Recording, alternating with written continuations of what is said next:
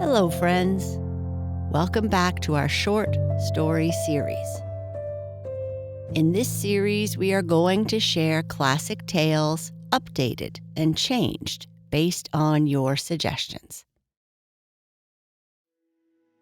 In this story, there is a sea monster that lives on an island of rocks. The sailors talk about how big and frightening he is, but the dragon is not at all unkind. He goes out after a storm to see if anybody needs any help and finds a small boy floating on a plank. How can he help him?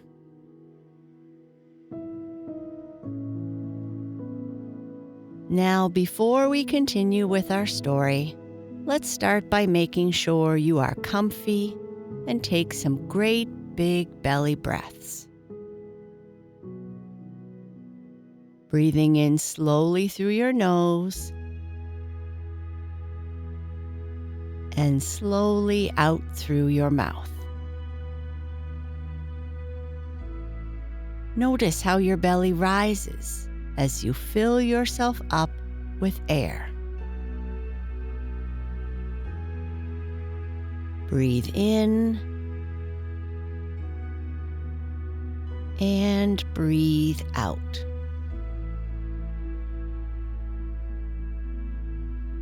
Notice how relaxing it feels as you release the breath. Breathe in and breathe out. You are becoming relaxed, calm, and peaceful. One more time. Breathe in, hold, and breathe out.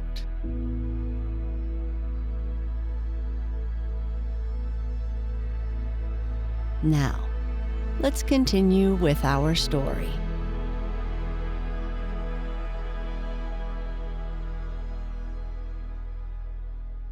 The Good Sea Monster. On an island of rocks out in the ocean lived a sea monster. His head was large, and when he opened his mouth, it looked like a cave.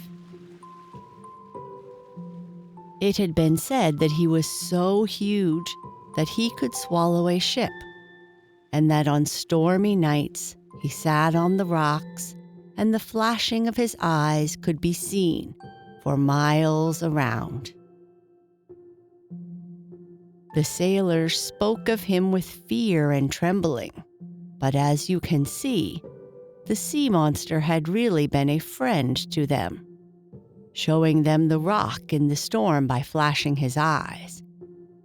But because he looked so frightening to their eyes, all who saw him thought he must be a cruel monster. One night there was a terrible storm, and the monster went out into the ocean to see if any ship was wrecked in the night, and if possible, help anyone that was floating about. He found one little boy floating about on a plank. His name was Coco, and when he saw the sea monster, he was afraid. But when Coco saw that the monster did not try to harm him, he climbed on the monster's back and he took him to the rocky island. Then the monster went back into the sea, and Coco wondered if he were to be left alone. But after a while, the monster returned and opened his mouth very wide. Coco ran when he saw the huge mouth, for he thought the monster intended to swallow him. But as the monster did not follow him, Coco went back. The monster opened his mouth again, and Coco asked, "Do you want me to go inside?" And the monster nodded his head. "It must be for my own good," said Coco, "for he could easily swallow me if he wished, without waiting for me to walk in."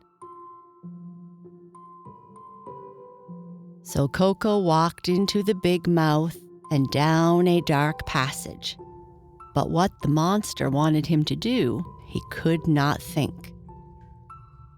He could see very faintly now, and after a while, he saw a stove, a chair, and a table. "I will take these out," said Coco, "for I am sure I can use them." He took them to a cave on the island, and when he returned, the monster was gone. But he soon returned, and again he opened his mouth. Coco walked in this time without waiting, and he found boxes and barrels of food, which he stored away in the cave. When Coco had removed everything, the sea monster lay down and went to sleep. Coco cooked his dinner, and then he woke the monster and said, "Dinner is ready." But the monster shook his head and plunged into the ocean. He soon returned with his mouth full of fish. Then Coco knew that the monster had brought all the things from the sunken ship for him, and he began to wish that the monster could talk, for he no longer feared him. "I wish you could talk," Coco said. "I can," the monster replied. "No one has ever wished it before. An old witch changed me into a monster and put me on this island where no one could reach me. And the only way I can be restored to my original form is for someone to wish it." "I wish it?" said Coco. "You have had your wish," said the monster, "and I can talk. But for me to become a man, someone else must wish it." The monster and Coco lived for a long time on the island. He took Coco for long rides on his back, and when the waves were too high and Coco was afraid, the monster would open his mouth and Coco would crawl inside and be brought back safe to the island. One night after a storm, Coco saw something floating on the water, and he jumped on the monster's back and they swam out to it. It turned out to be a little girl about Coco's age, who had been on one of the wrecked vessels, and they brought her to the island. At first, she was afraid of the monster, but when she learned that he had saved Coco as well as her and brought them all their food, she became as fond of him as Coco was. "I wish he were a man," she said one day as she sat on his back with Coco, ready for a sail. Splash went both children into the water, and there, in place of the sea monster, was an old man. He caught the children in his arms and brought them to the shore. "But what will we do for food now that you are a man?" asked Coco. "We shall want for nothing now," replied the old man. "I am a sea god and can do many things now that I have my own form again. We will change this island into a beautiful garden, and when the little girl and you are grown up and married, you shall have a castle, and all the sea gods and nymphs will care for you. you will never want for anything again. I will take you out on the ocean on the back of my dolphins. Coco and the little girl lived on the enchanted island, and all the things that the old sea god promised came true. And that is the end of our story. Now say after me aloud or just to yourself, I have inner beauty. I have inner strength.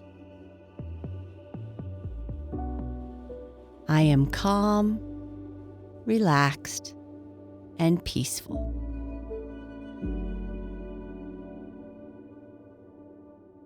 Sleep tight.